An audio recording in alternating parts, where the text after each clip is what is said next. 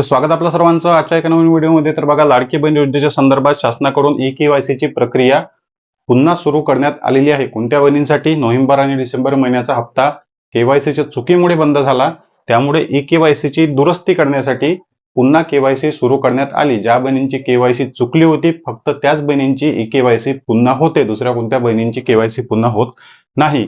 31 मार्च 2026 पर्यंत शेवटची तारीख दिलेली आहे, 31 मार्च 2026। तर या व्हिडिओमध्ये केवायसीची पूर्ण प्रोसेस मी तुम्हाला मोबाईलवरच लाईव्ह करून दाखवणार आहे। मोबाईल मोडमध्ये तुमच्याकडे मोबाईल असेल।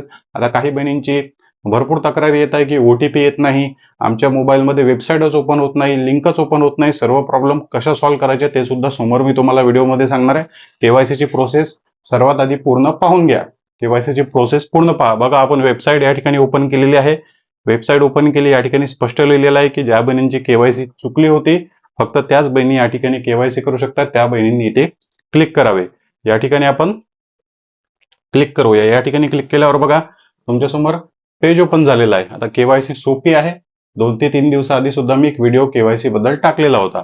या ठिकाणी बघा, लाभार्थी आधार क्रमांक आपण या ठिकाणी टाकून द्यायचा। त्यानंतर captcha code, same to same process तुम्हाला माहितीच आहे, सेम टू सेम नंबर आपण या ठिकाणी फिल केले।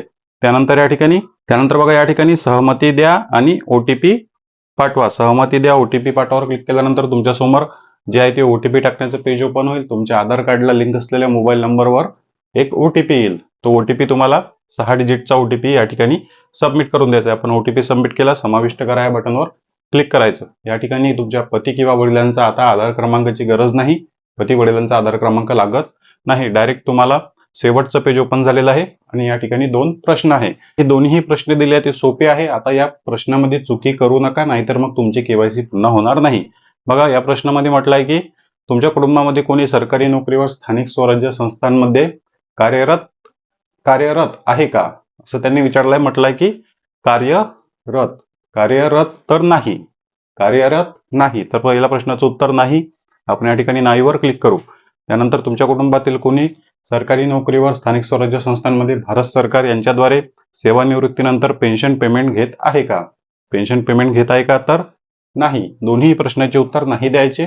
क्लिअर, नाही म्हणून दोन्ही ठिकाणी क्लिक करायचं। आपण या ठिकाणी नाही ऑप्शनवर क्लिक केलं, त्याने बघा आपल्याला टिक करायचे आहे। त्या ठिकाणी म्हटलेलं आहे की तुम्ही जे काही प्रश्नाचे उत्तर दिले त्यासाठी तुम्ही स्वतः जबाबदार असणार। या ठिकाणी टिक केलं आणि सबमिट करा, केवायसी सबमिट करा। बघा, सबमिट झाली आणि तुमची केवायसी प्रक्रिया पूर्ण झाली। ग्रीन कलरचा पॉपअप या ठिकाणी आलेला आहे। अशा प्रकारे सोप्या पद्धतीने तुम्ही केवायसी पूर्ण करू शकता। पण काही बहिणींच्या मोबाईलमध्ये केवायसीची वेबसाईट ओपन होत नाही, तर काय करायचं? आणि OTP येत नाही, त्याचं सुद्धा उत्तर मी तुम्हाला देणार आहे। बघा, आता अशा प्रकारे तुमच्या मोबाईलमध्ये जे आहे ते वेबसाईट ओपन होते, पण नसेल होत कदाचित, किंवा तुम्हाला काही प्रॉब्लेम होत असेल तर कॉर्नरवर बघा 3 डॉट दिलेले आहे। 3 डॉट यावर क्लिक केल्यानंतर खाली बघा डेस्कटॉप मोड ऑन करून घ्यायचा। डेस्कटॉप मोड ऑन केल्यावर अशा प्रकारे फुल स्क्रीन मध्ये तुमची वेबसाईट ओपन होईल। छोट्या स्क्रीन मध्ये झाली नाही तर फुल स्क्रीन मध्ये या ठिकाणी वेबसाईट ओपन होईल आणि तुम्ही केवायसी करू शकणार।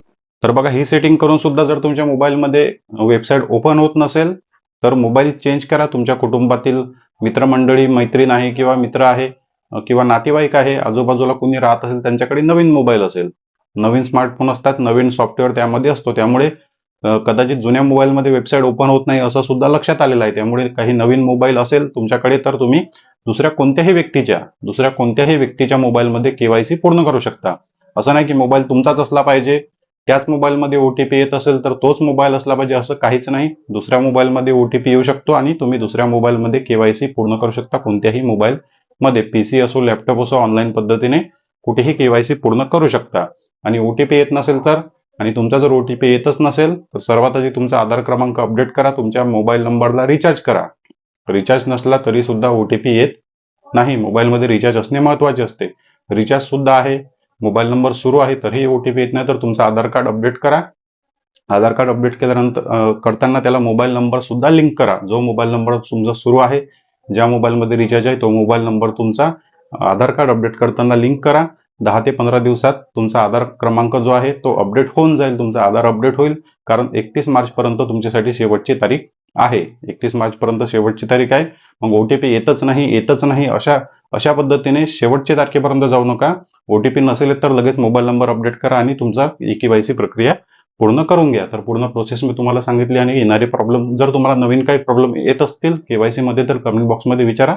तुमच्या प्रश्नाचं उत्तर तुम्हाला मिळेल. या व्यतिरिक्त आणखी काही प्रश्न असतील कमेंट बॉक्समध्ये विचारा. चॅनलवर नवीन असेल तर व्हिडिओला लाईक आणि चॅनलला सबस्क्राईब नक्की करा. भेटूया नेक्स्ट व्हिडिओमध्ये. धन्यवाद.